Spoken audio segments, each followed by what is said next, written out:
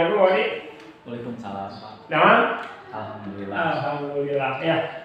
Pertama, terima kasih sudah bersedia diajak ngobrol. Terima kasih sudah menyediakan waktunya. Dan terima kasih juga Wadi sudah mengajak saya untuk masuk ke kelas, melihat nanti kegiatan pembelajaran yang akan dilaksanakan ya. Sekali lagi saya tegaskan bahwa saya tidak dalam posisi untuk menilai. Saya hanya ingin melihat, hanya ingin memotret saja, karena buat saya setiap guru itu pasti punya seni dalam mengajar ya. Tidak bisa kita menilai antara satu guru dengan guru yang lain. Seperti itu Pak ya, sepakat ya? Nah, kemudian sebelum masuk kelas ada beberapa hal yang ingin saya tanyakan terkait nanti kegiatan pembelajaran yang akan dilaksanakan. Yang pertama, kemarin kita sepakati hari tanggalnya tanggal berapa? Tanggal 26 Februari. Hari Senin ya, tanggal 26 Februari 2024. Mata pelajaran yang akan diberikan pada Mata pelajaran bahasa Indonesia. Bahasa Indonesia. Kelas 4. Kelas 4 ya. Alokasi waktunya? 2 kali 35 menit. 2 kali 35 menit, berarti 70 menit ya. Oke, pertanyaan berikutnya terkait dengan tujuan pembelajaran. Nah, tujuan pembelajarannya sendiri apa Pak? Tujuan pembelajarannya di sini peserta didik dapat membuat kalimat efektif, mengetahui kalimat efektif. Tujuan peserta didik dapat membuat dan mengetahui kalimat efektif. Oke, itu tujuan pembelajarannya. Pembelajaran yang pentingnya. Oke, siap. Kemudian area pengembangan yang hendak dicapainya apa? Sebelah mana kita ingin, misalkan saya kan pasti melihat pembelajarannya dari awal sampai akhir ya. Tapi mungkin yang ingin lebih fokus, ingin lebih fokus saya lihat itu sebelah bagian mananya. Boleh diceritakan Pak? Di bagian ini ya, di bagian pada saat pembagian kelompok. Bagian kelompok. Memfasilitasi kelompok belajar siswa. Terus? Ya. Udah sudah. Berarti ketika nanti mau memfasilitasi pembagian kelompok di situ fokusnya. Ya. Memfasilitasi kelompok siswa itu belajar pada saat belajar. Pada saat belajar, oh iya. Karena kan Pauli juga melaksanakan nanti mungkin pembelajaran yang berdiferensiasi ya. Dan nanti akan tercermin dalam salah satunya dalam pembagian kelompok ya. Oke, baik. Selanjutnya Pauli untuk strategi yang dipersiapkan, kita mulai dengan metode pembelajarannya seperti apa? Metode pembelajaran saya menggunakan discovery learning atau menemukan discovery learning. Ya. Media pembelajarannya ada twin mirror dan kertas ya yang berisikan kata-kata, kata subjek, predikat, objek seperti itu, dan papan tulis. Jadi nanti anak prosesnya seperti apa? Bisa diceritakan sedikit sebagai gambaran? Disediakan kata, jadi kata subjek, predikat, objek. Ada yang anak-anaknya ada yang bikin sendiri, ada yang sudah disediakan sama saya. Oh gitu. Terus? Jadi disusun, dibuat jadi sebuah kalimat yang enak untuk dibaca gitu. Nah itu jadi dinamakan kalimat efektif. Iya, jadi kalimat efektif ya. Media pembelajarannya tadi apa tuh? Mirror. Kemudian ada potongan kertas. Dan mungkin ada LKPD. Ada LKPD ya, membuat kerja peserta didik. Oke, untuk asesmennya sendiri seperti apa? Asesmen menggunakan LKPD. LKPD. Jadi asesmen kinerja. Ini asesmen kinerja. Oke. Baik, tapi sebelumnya Pak Odi sudah melakukan asesmen awal. Asesmen diagnostik ya. Sudah. Oke, berarti sudah dapat hasilnya ya. Sudah. Seperti apa gambaran keadaan kelasnya. Siap. Ada tambahan Pak Odi yang lain yang ingin disampaikan terkait dengan kegiatan yang akan dilaksanakan? Tadi kan tujuan pembelajaran sudah ya. Ada pengembangan yang dicapai juga sudah. Kemudian strateginya tadi kan metodenya discovery learning ya, DL. Kemudian asesmennya ada asesmen kinerja. Ada asesmen akhir nggak yang berupa asesmen sumatif akhir pembelajaran per individu? Ada. Bentuknya seperti apa? Bentuknya sama LKPD.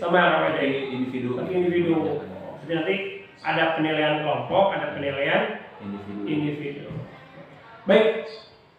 Itu mungkin Pak ya sebagai informasi awal yang ingin saya peroleh sebelum nanti saya masuk kelas. Sekali lagi saya bukan ingin menilai cara Pak Odi melaksanakan kegiatan pembelajaran. Saya hanya ingin melihat saja, ingin memotret seperti apa. Sama saya juga nanti akan banyak belajar dari kegiatan yang akan dilaksanakan. Baik, kalau begitu Pak Odi, sampai bertemu nanti di hari Senin ya, jam pertama. Jam pertama setelah upacara. Oke, ya mudah-mudahan lancar. Itu mungkin Pak Odi. Terima kasih waktunya Pak Odi. Hatur nuhun, ya.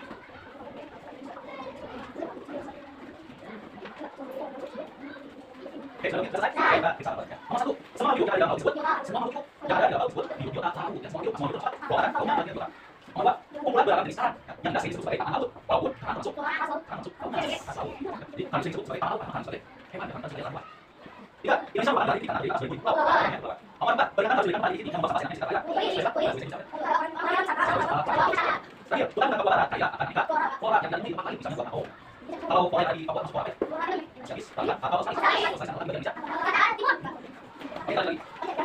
Nah, sekarang kita masuk ke dalam kalimat efektif. Apa itu kalimat efektif? Tadi kalian tahu nanti. Bisa ada nanti. Efektif lagi kalau nanti sudah berapa? Apa ada satu? Ada satu. Ya, ada sudah berapa? Ada orang oke, kalau ada apa? Dan lain saja. Ada apa saja? Apa sih kalimat efektif? Kita akan mengulang dua kalimat. Saya baca efektif. Ada orang satu siapa? Ini. Jadi, ada berapa? Sama nih. Sama. Oke, ya. Beda. Kan tidak biasanya. Ya. Menurut mana yang kita baca? Apa saja baca? Jadi ada jawaban yang pulang ya. Bisa baca. Tangan bisa di dalam belakang. Ya. Mau belum bisa. Jadi yang awal oke, saya akan ya. Video Kalau kita akan disesuaikan dengan bahasa yang sebenarnya tidak akan bahasa atau strukturnya harus sesuai dengan bahasa Indonesia. Jadi kalimat efektif adalah yang pertama memiliki aturan pilihan bahasa Indonesia. Kedua, memiliki unsur kalimat setidaknya subjek dan predikat yang digunakan dengan tepat. Selanjutnya, kata kata dan tidak perfect. Dan terakhir, pesan yang disampaikan jelas tidak membingungkan. Mari kita lihat contoh-contoh soal pembuatan efektif. Contoh soal yang pertama, main pindah ringkas dan tadi belum tambahkan. Ini menjadi kalimat efektif. Kalimat efektifnya adalah seperti berikut. Nah, perlihatkan pilihannya. Jika kalian perhatikan, pada kalimat efektif harus menggunakan huruf kapital dan redaksi yang tepat. Pada kalimat pertama, untuk nama orang belum menggunakan huruf kapital dengan tepat. Selain itu, untuk nama tempat seharusnya menggunakan huruf kapital. Jadi, jawaban benar untuk kalimat efektif seperti di bawah. Jangan lupa, penggunaan koma untuk memisahkan nama orang juga harus digunakan. Jadi, dalam buat kalimat efektif, lebih lagi dalam menggunakan huruf kapital dan redaksi. Elsa sedang beri nasihat kepada Didi Warman. Nah, jangan kalian bisa lihat bahwa penggunaan huruf kapital di awal kalimat itu harus dipakai. Kemudian, untuk nama juga menggunakan huruf kapital lengkap. Kemudian, jangan lupa menggunakan kata nasihat tambah kata baku sehingga kita mencari apa kata baku dan nasihat. Kata-katanya harus ada nasihat. Kata tadi di mana ini seharusnya bisa karena baku menunjuk pada suatu tempat. Jadi, jika kalian di evaluasi yang seperti ini belum menunjuk pada suatu pekerjaan pemerintah. Jadi, kita harus memberikan imbalan yang tepat pada tadi sehingga kalian akhirnya seperti pada saat sedang memberikan nasihat kepada Didi Warman. Kita tidak. Jadi izin tidak sebenarnya karena jangan sakit. Namun kalian efektifnya akan lagi. Aku sudah efektif. Aku sudah efektif. Aku sudah efektif. Apa yang baik? Aku sudah efektif. Oke, ya. Jangan kerjanya. Nah, jadi harus baru. Kamu tahu aja satu lagi. Tidak usah karena sakit itu sebenarnya jadi tidak usah jadi sakit usah. Jadi izin tidak usah karena sakit jadi lintas. Oke, sampai sini. Tadi video ada yang mau berpendapat. Tadi video ada. Oke. Tadi kajinya. Oh ya, karena. Nah, aku kata soal ini aku kata tadi. Nah, apa ini tanda? Kalau tidak berkata tadi. Mengenai bahasa Indonesia sudah. Ya. Bahasa Indonesia. Nah, lagi apa? Nah, bahasa Indonesia kita benar. Oke, lagi. Coba aja.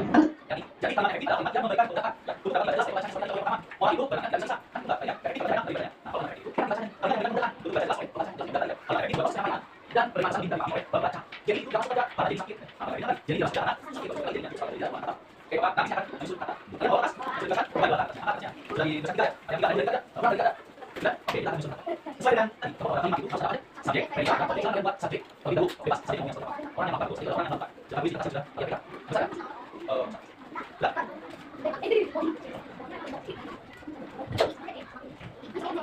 Kalau sampai bukan depan sistem nanti dibagi tidak subjek. Kalau subjek jangan cukup.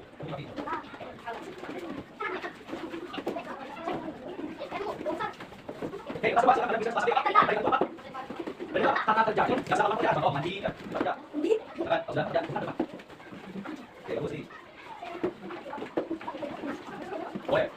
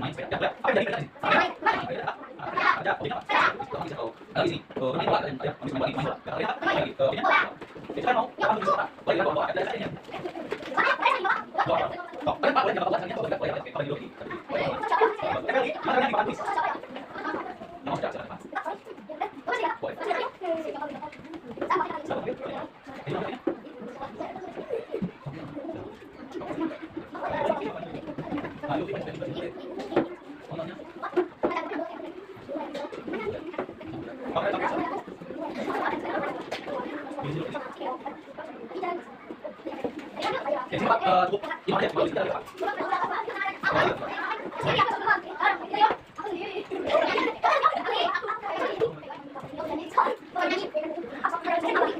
Baik, Pak, ini nulis kata juga ada di sekolah. Yang Pak, saya menulis pandangan. Di acara pentas ini, boleh Pak. Iya, ada saja.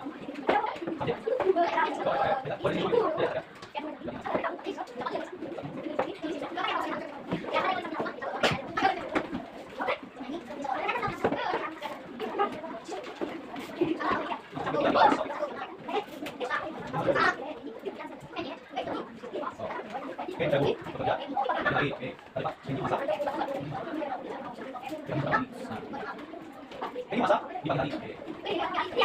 Haikal.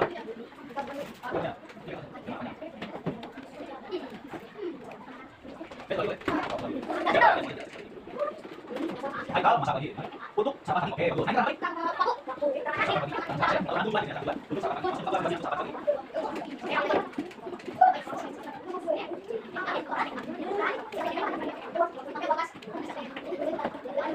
Ada yang nulis puisi? Ada yang nulis puisi? Di sekolah. Silakan silakan di mana? Coba saya mau silakan kami sambil bicara aja. Coba lagi. Saya buat bisa aja mau. Boleh aja. Nah, saya masih ada halaman. Adalah kami lagi. Nah, kita cari kalimat efektif ya. Jadi kalimat efektif ada sebelumnya. Ada sebenarnya. Sebelum kalimat efektif. Ini apa? Menggunakan bahasa Indonesia kan?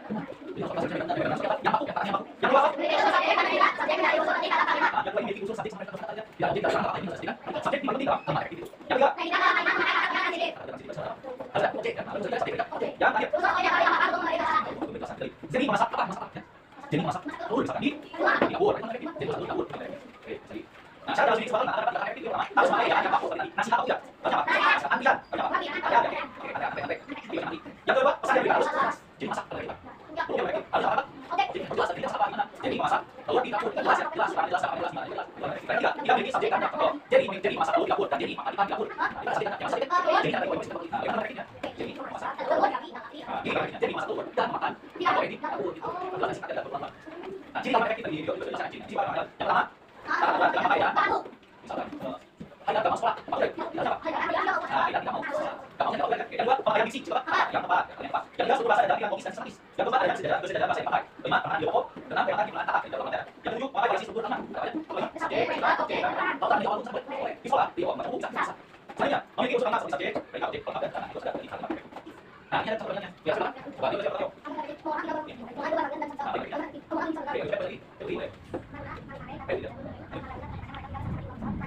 Nah, ini kalau tidak, mana ya? Coba banyak itu biasa.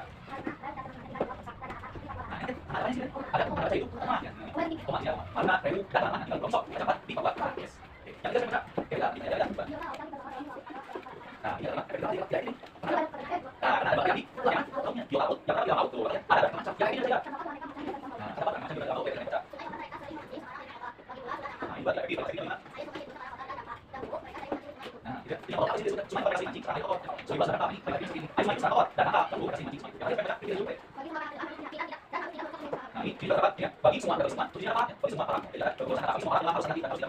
Kalau lagi gimana? Ya, semua harus nanti ada satu buku. Nah, ini bisa ada kita. Bisa pakai saja. Mana kalau kita? Mana kalau ini bisa namanya. Yang dulu. Pasti silakan. Oh, ya. Sini ada lagi. Nah, kita akan ambil ini. Silakan ambil satu. Yang dulu. Yang atas saya juga. Yang atas. Oh, satu. Yang atas. Yang lain sudah lagi. Oh, tadi lagi. Yang atas lagi. Ya. Boleh dibuka aja. Aku boleh ambil. Oh, kau yang baca itu lah. Nah, satu tiga lagi. Nanti baru. Boleh dulu ya. Ibu sana berdiri aku. Boleh sampai. Enggak, pakai itu. Kalau ada nawan, tuh harus tawarnya. Boleh? Nah, ini. Terus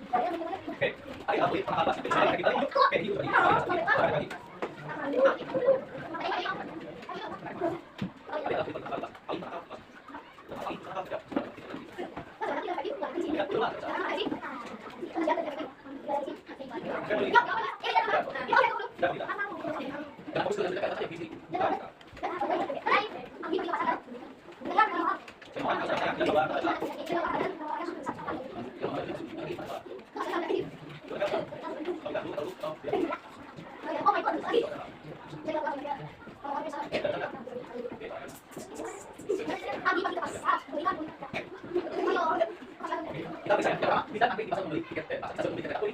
Itu bisa nanti bisa membeli tiket. Kan bilang, ada apa bisa mata tuh. Tuh, ini bisa nanti dibanding jauh. Sekarang dibanding jauh.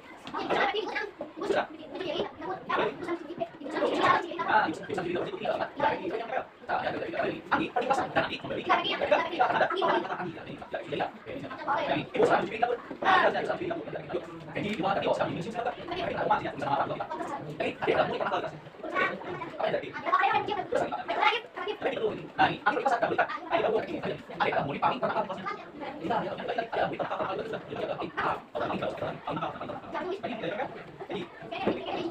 ini yang izin ini yang izin yang besar yang izin masih sekolah yang saya tidak ini sesuatu yang besar yang izin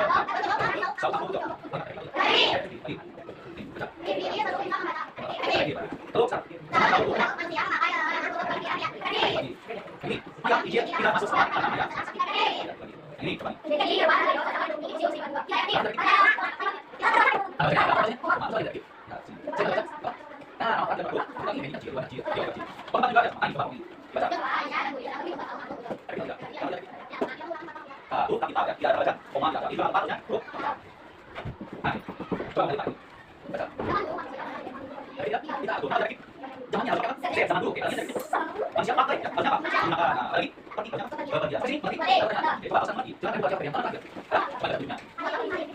Nah, buat anak efektif berdasarkan minat belajarmu. Kalian mau memiliki anak efektif saja terus nih. Saja boleh, saja. 5 boleh, 5 aja. 5 boleh. Tadi yang oh, yang sama boleh pakai bahasa Inggris boleh. Yang sama boleh pakai tapi di sini ya. Tenang, bahasa Inggris. Nah, itu bebas ya. Sini. Tapi sama saya mau disuruh presentasi ke depan. Soalnya biar minat lagi. Oh, jangan ada komisinya. Oke. Bisa bebas. Yang dari sini.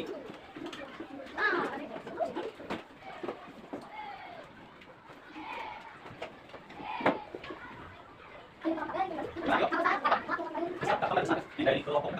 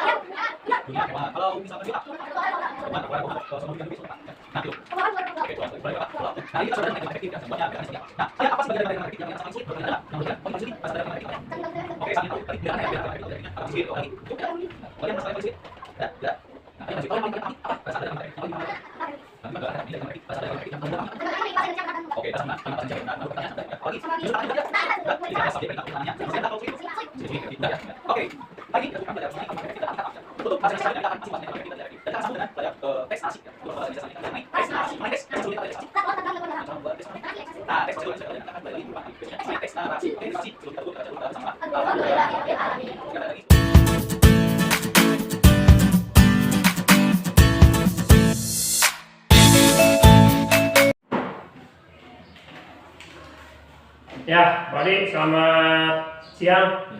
Cuma, Bang? Alhamdulillah. Ya.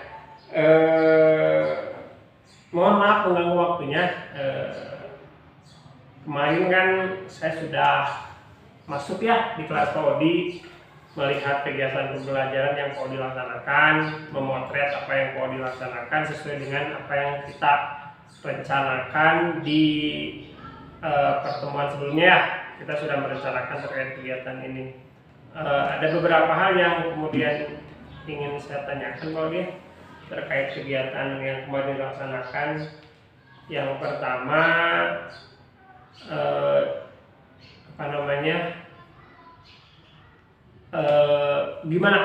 bagaimana perasaan Pak Odi setelah melaksanakan kegiatan pembelajaran kemarin? Apakah puas, cukup puas, atau tidak puas? Boleh bercerita perasaannya seperti apa?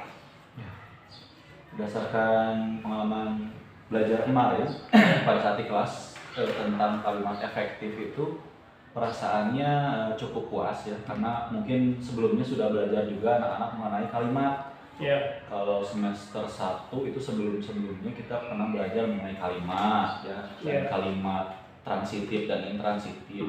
Jadi ketika begitu mereka belajar kalimat efektif itu tidak begitu sulit bagi mereka untuk belajar. Jadi tinggal melanjutkan. Hanya saja mengetahui lagi kalimat efektif itu seperti apa. Jadi seperti itu. Jadi tidak ada kesulitan pada saat membuat kalimat, pada saat membedakan kalimat, mana kalimat yang baik dan yang tidak baik, atau maksudnya tidak baik itu yang tidak baku gitu ya. Nah, jadi bisa membedakan anak-anak. Ya.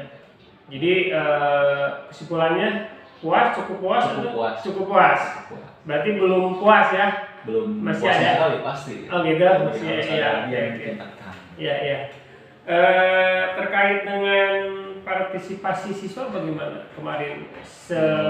Penilaian atau apa yang Pak Odi perhatikan, partisipasi siswanya seperti apa ketika dibandingkan dengan materi yang lain atau pelajaran yang lain ketika mereka belajar kalimat efektif itu, apakah mereka antusias atau seperti apa?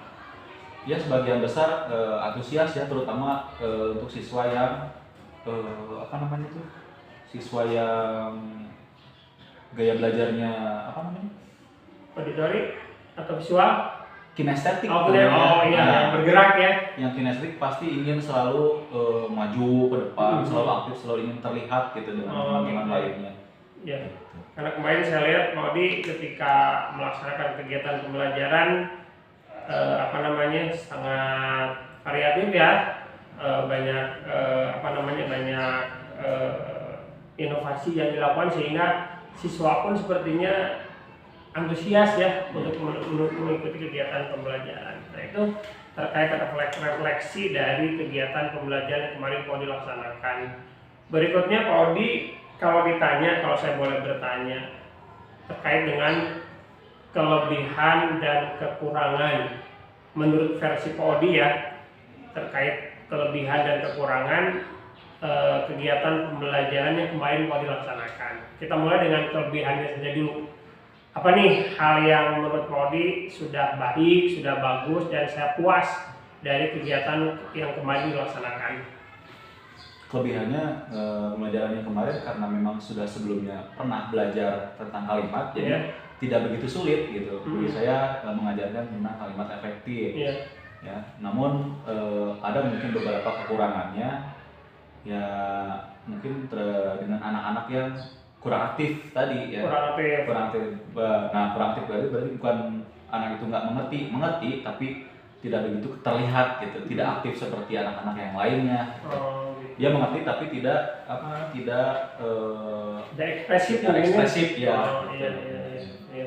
Jadi itu kelebihannya. Ada lagi terkait dengan model pembelajaran yang dilaksanakan, apakah menurut Pak Odi sudah sesuai dengan yang direncanakan atau seperti apa? Model pembelajaran menurut saya sesuai ya. Sudah sesuai dengan yang direncanakan ya. Karena selain belajar kalimat efektif, kemarin juga belajar tentang menemukan arti kata. Nah, itu yang kemarin saya lihat, mohon maaf saya potong, kemarin saya lihat sepertinya anak-anak menarik ya di area situ, mereka belajar lebih antusias. Lanjutkan Bapak. Menemukan arti kata ya, kemarin kan biasa seperti itu ya, di dalam teks itu suka ada kata-kata baru, kata-kata baru yang mereka baru tahu nih teh apa, sinonimnya, mencari sinonimnya persamaan katanya. Jadi mereka tahu nih fobia, misalkan fobia itu artinya fobia itu ini, kan sebelumnya mereka tidak tahu, jadi tahu gitu. Terus tuh fauna, apa arti fauna ini, flora ini, biota ini. Nah, turis misalkan, turis kemarin jadi tahu artinya itu ini. Oke. Kemudian dari sisi assessment, ketika kelompok seperti apa Pak? Ketika mereka berkelompok, pembagian tugasnya seperti apa? Apakah terlihat lebih merata atau misalkan kan beda-beda anak ya? Ada yang mungkin aktif, ada yang mungkin pasif tadi seperti yang Pak disampaikan. Ada yang mungkin karena dia merasa pintar dan kemudian merasa ini materi saya banget lah, jadi kemudian dia kerja sendiri. Yang lainnya sebentar cuma duduk diam mendengarkan dan cuma setuju saja seperti itu. Atau lebih merata yang menurut Pak dilihat dari penilaian per kelompok itu. Kalau dari yang sesi pertama itu bagian penilaian kelompok, saya bebaskan aja ya. Jadi untuk anak-anak yang kinestetik silakan untuk berekspresi menurut gaya belajarnya, yang boleh presentasi, membacakan hasil pekerjaannya dan lain sebagainya. Ada juga yang visual, misalkan visual ingin ditambahin gambar ya, boleh misalkan mau ditambah gambar dengan dia berekspresi tentang pelajaran itu, tentang kalimat efektif, ditambahin gambar boleh, tanpa presentasi misalkan dia nggak mau presentasi boleh, tidak apa-apa. Dan misalkan yang auditori yang hanya mendengarkan saja tapi dia bisa mengerjakan gitu ya, boleh saya seperti itu, dibebaskan saja, tidak harus terpaku kerja kelompok. Berarti di situ sudah muncul diferensiasi produk ya. Prosesnya ada, ya proses dulu kan. diferensiasi proses sudah muncul, kemudian diferensiasi produknya juga ada kan. Tadi ada yang kemudian pakai gambar dan lain-lain seperti itu. Nah sekarang yang selanjutnya yang ingin saya tanyakan terkait pembagian tugas dalam kelompok. Ketika mereka membuat produk nih, apakah secara bekerja mereka ada kerjasama sudah muncul, diskusinya sudah muncul, atau yang aktif-aktif, yang tidak seperti apa? Itu misalkan terpusat di satu orang, misalkan pekerjaan seperti yang lain cuma menerima hasil saja. Menurut Pak Odi seperti apa ketika berkelompok gitu? Kemarin sudah terlihat berkelompok ya. Kelompok. Ya tentu saja walaupun kelompok tapi LKPD-nya masing-masing gitu. Iya, Jadi semuanya pasti mengisi. Gitu. Pasti mengisi. Pasti bekerja. Ada muncul kerjasama diskusi di situ, gotong royong muncul? Ada. Kemarin saya lihat ada teman yang tidak bisa nih mengertikannya ini, terus dibantu oleh temannya, yang tidak mengerti gitu, diberitahu. Berarti sudah ada tutor sebaya ya. Nah, Kemudian pembagian tugasnya pun sudah ada. Sampai kemudian kemarin saya lihat setiap kelompok itu selesailah, artinya ya selesai sesuai dengan waktu yang ditentukan. Tidak ada kelompok yang tertinggal kan. Artinya di situ kita bisa menunjukkan bahwa ada kerjasama di situ ya. Nah itu terkait dengan kelebihan, Mode ya. Saya lihat banyak kelebihan pembelajaran yang kemarin mau dilaksanakan. Berikutnya terkait kan pasti pasangnya ada kelebihan, ada kekurangan. Nah sekarang saya ingin bertanya terkait dengan kekurangan atau kelemahan atau apa ya yang menurut Pak Odi merasa belum puas gitu dari kegiatan pembelajaran kemarin, apa yang merasa saya harusnya begini gitu, kenapa begini misalkan gitu. Kalau menurut saya pengennya kan pembelajaran itu selalu aktif gitu ya, anak-anak itu selalu pengen aktif, tapi saya juga tidak memaksakan untuk anak-anak harus selalu aktif karena anak-anak kan berbagai macam tipenya. Ada yang senangnya aktif, ada yang senangnya bergerak, ada yang diam karena mungkin malu ya, memang tipe anaknya seperti itu. Nah mungkin dari situ merasa tidak puasnya saya. Oh, jadi dari sisi partisipasi anak ya, tidak belum merata mungkin ya. Iya, oke. Lalu berikutnya dari kekurangan tersebut kira-kira solusi apa atau apa yang akan kau dilakukan untuk memperbaiki kekurangan yang berusaha kau rasakan. Jadi kan Odi menyampaikan partisipasi anak itu belum maksimal, katakan seperti itu ya. Nah kira-kira apa yang akan Odi lakukan di kemudian hari supaya partisipasi anak lebih baik? Yang terpikirkan oleh Odi apa yang akan dilakukan? Yang sering saya lakukan ya, dari semester 1 jika di kelas itu ada kekurangan gitu, ada yang tidak belum maksimal saya mengajar, saya selalu membuka PMM gitu ya, menonton video-video cara mengajar agar agar menyenangkan, agar melibatkan siswa semuanya merata itu seperti apa. Ya termasuk itu diferensiasi gitu ya, bagaimana cara membaginya agar semua anak itu bisa mendapatkan kebutuhan belajarnya dengan sesuai. Jadi buka PMM ya. Ya, dengan buka PMM dengan platform Merdeka Mengajar, mungkin dengan buka pelatihan mandiri itu ya, atau video-video pembelajaran itu. Di YouTube juga saya. Di YouTube juga banyak ya. Iya. Selain itu mungkin ada lagi yang dilakukan selain menonton, mungkin ingin menerapkan metode yang lain mungkin selain yang kemarin. Selain menonton di PMM, di YouTube saya juga selalu bertanya ke rekan sejawat yang sama mengajar kelas 4 juga yang satu level. Terus bagaimana cara mengajarkan ini misalkan, atau bagaimana cara mengajar agar menyenangkan menggunakan video atau menggunakan media-media pembelajaran dan saling berbagi gitu intinya. Iya, oke. Berarti memang kita pun sebagai guru tidak boleh berhenti belajar ya, karena dalam melaksanakan pembelajaran ya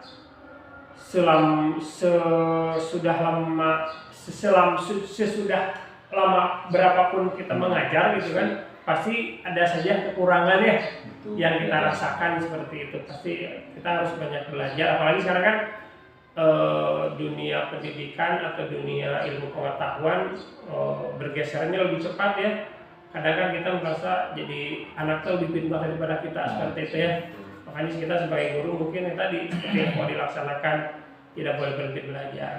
Ada lagi selain nonton PMM, selain nonton video, selain bertanya ke rekan, mungkin ada yang lain, mungkin ikut apa misalkan gitu.